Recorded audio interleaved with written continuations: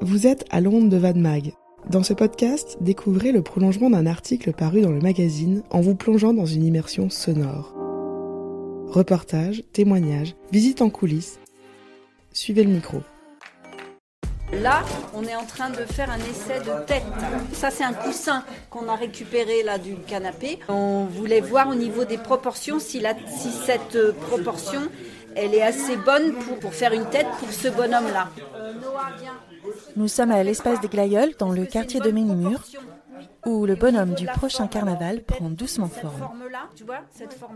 On peut peut-être la faire un peu plus grande, mais en forme plus ovale. Ouais, plus ovoïde, un peu comme le ballon de rugby. Et un peu penché pour que ça aille dans le mouvement du corps qui a été fait, quoi. Marie-Hélène, Josiane, Véronique, Noah et toute une petite équipe de bénévoles s'activent. C'est que Sa Majesté doit être prête pour le 28 mars, dans à peine un mois. Et pour l'instant, on aperçoit 2 structures en forme de bonhomme. En fait, c'est plusieurs bonhommes qui vont tenir quelque chose, mais je ne sais pas si je peux le dire, parce que normalement c'est secret jusqu'à la veille, jusqu'au jour, jusqu'à 16h moins le quart, le départ du carnaval. Ce qui est sûr, c'est que tous les ans, à 16h, le bonhomme il est prêt. Mais il y a quand même pas mal d'heures de boulot avant. Mais on y arrive toujours. vous l'aurez compris, pour ce nouvel épisode d'À l'onde de Van Mag, on vous emmène dans les coulisses du carnaval de Ménimur. L'événement est organisé par le centre socio-culturel Henri Matisse, dont Joël Le Floch est le directeur depuis 15 ans. Joël, là, les préparatifs du carnaval battent leur plein et là, on est dans la préparation du fameux bonhomme carnaval. C'est un peu la tête d'affiche de l'événement, le bonhomme carnaval. C'est un petit peu comme tous les ans. C'est ce qui permet aussi de fédérer jeunes et moins jeunes autour d'un projet commun. Donc après, il y a autour du bonhomme carnaval, il y a toute la réflexion sur la symbolique du bonhomme, ce qu'il représente. Donc déjà, ça permet d'échanger sur les valeurs aussi que porte le centre social. La ville de Vannes et le bonhomme on est la symbolique, et puis après il y a toute la phase de réalisation où il y a chacun, en fonction de ses compétences, peut essayer de trouver aussi un espace de créativité, d'autonomie aussi pour faire des choses, d'apprentissage aussi, parce qu'il y a en même temps de la peinture, du bricolage, de la couture, on a un expert en soudure, donc on va avoir aussi une structure en fer, donc je ne dévoile pas trop l'identité du prochain bonhomme parce que ça reste secret jusqu'au dernier moment, mais l'idée c'est toujours d'être un peu spectaculaire et puis un peu symbolique quand même en termes de valeur. C'est la diversité culturelle, c'est la question du vivre ensemble, c'est la question de l'image du quartier aussi. Donc l'image du quartier, travailler sur justement l'intergénérationnel. Là on le voit aujourd'hui, il y a des enfants, il y a des moins enfants, il y a des grands enfants et puis il y a des personnes âgées, des personnes seules, des familles. L'idée c'est de pouvoir travailler à la question de vivre ensemble sur notre quartier, et le carnaval y contribue. Le carnaval, c'est pas seulement le bonhomme carnaval, c'est aussi un défilé. Où est-ce que vous en êtes dans la préparation ? Un petit peu comme d'habitude, à la bourre. L'idée, c'est effectivement de fédérer aussi une synergie avec les associations du quartier, les différents services de la ville de Vannes. Donc sur la phase de préparation avec les partenaires, on en est déjà à la 3e réunion pour caler un peu toujours pareil, les histoires de parcours, d'horaires, de choix des intervenants, des troupes professionnelles, des batucadas, des fanfares, des associations. Et puis c'est aussi toute la dynamique qu'il peut y avoir autour du carnaval sur par exemple la question de l'alimentation. Depuis quelques années, on se sert du carnaval comme étant un tremplin aussi pour soit participer à des opérations de solidarité. Donc l'année dernière c'était Mayotte, donc il y avait des stands de restauration qui étaient mis en place par des habitants pour collecter des fonds pour Mayotte. Là cette année il va y avoir des projets de jeunes qui vont être autofinancés, mais ça peut être aussi il va y avoir la fédération des parents d'élèves de l'école Jean Moulin qui va pouvoir aussi participer à collecter des fonds pour financer des projets d'école. Cette dimension de solidarité, on parlait de valeur tout à l'heure, elle est importante aussi à travers le carnaval.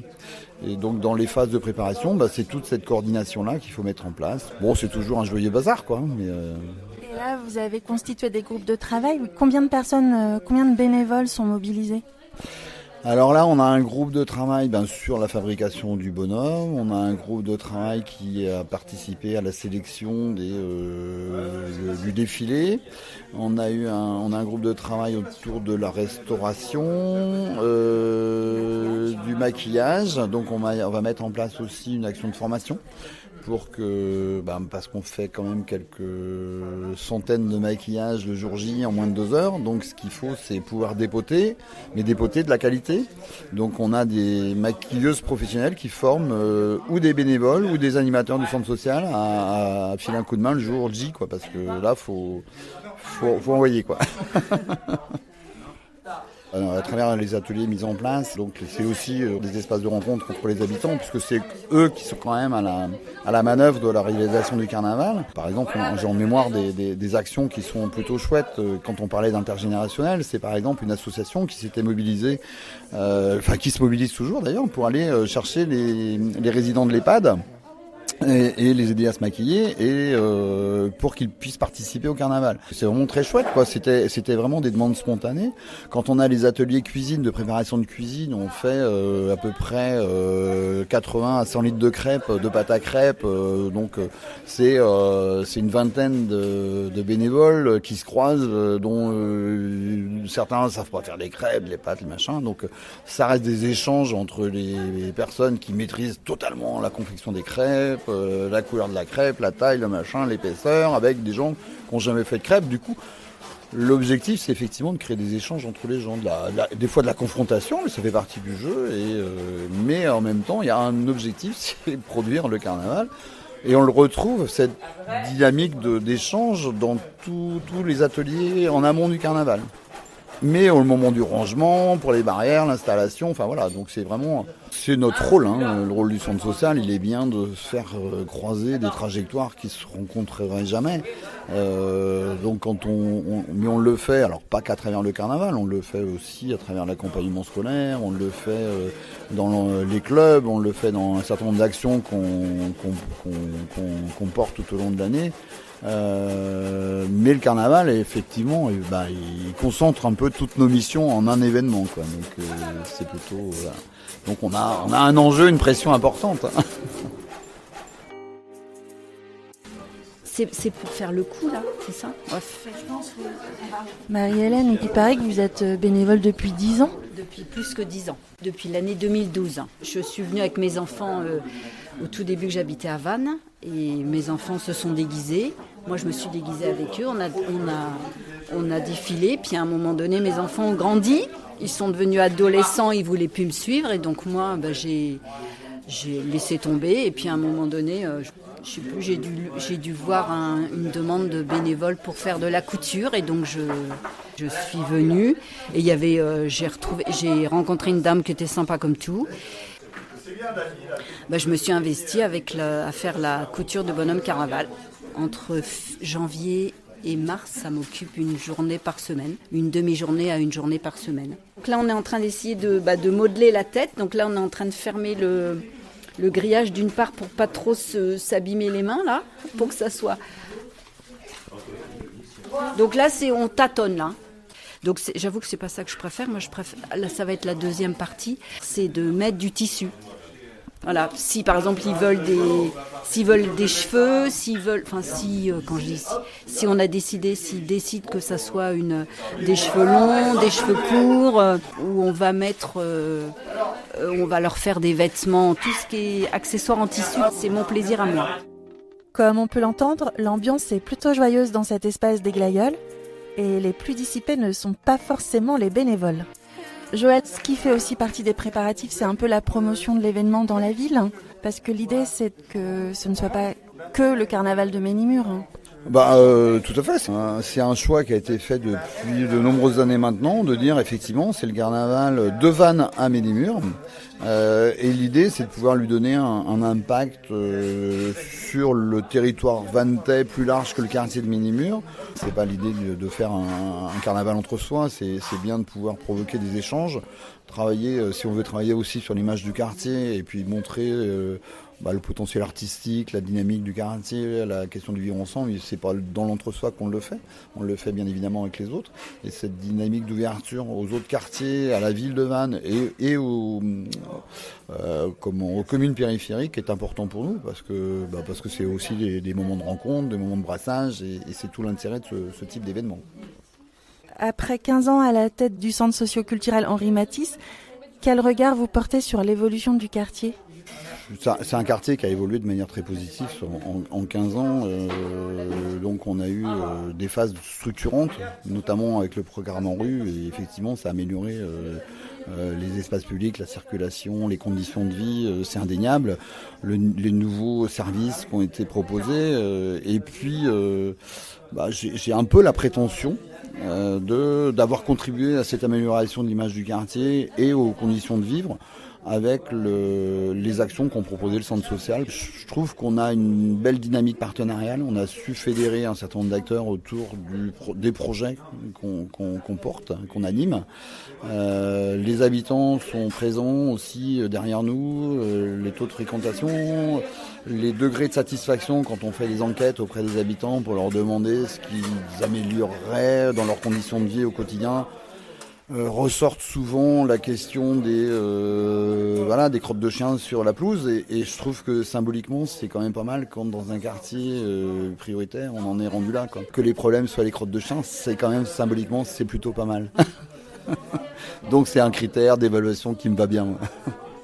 On a aussi, dans les critères objectifs, c'est qu'on voit effectivement aujourd'hui le taux d'occupation dans le logement social qui est quasiment aujourd'hui à 100%. On a un taux de vacances qui est quasiment nul maintenant. Une rotation moins importante du logement, donc ça veut dire que les gens aiment vivre dans leur quartier. On a un prix de l'immobilier qui a augmenté. On a un attrait pour les promoteurs immobiliers pour construire sur le quartier. Ça veut dire que si c'était un quartier qui avait une image négative aujourd'hui, on n'aurait pas toute cette dynamique-là d'augmentation du nombre d'habitants.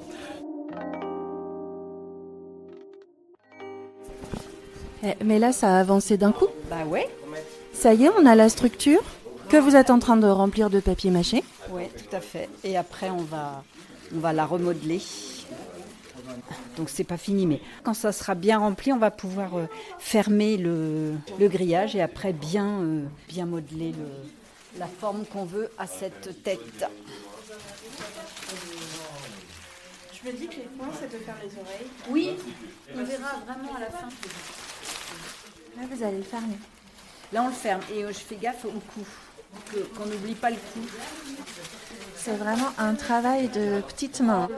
Et il ne faut pas se faire mal. Parce qu'il y a des petits bouts pointus avec le grillage. Ouais, là, il faut... Du coup, il faut vraiment être attentif.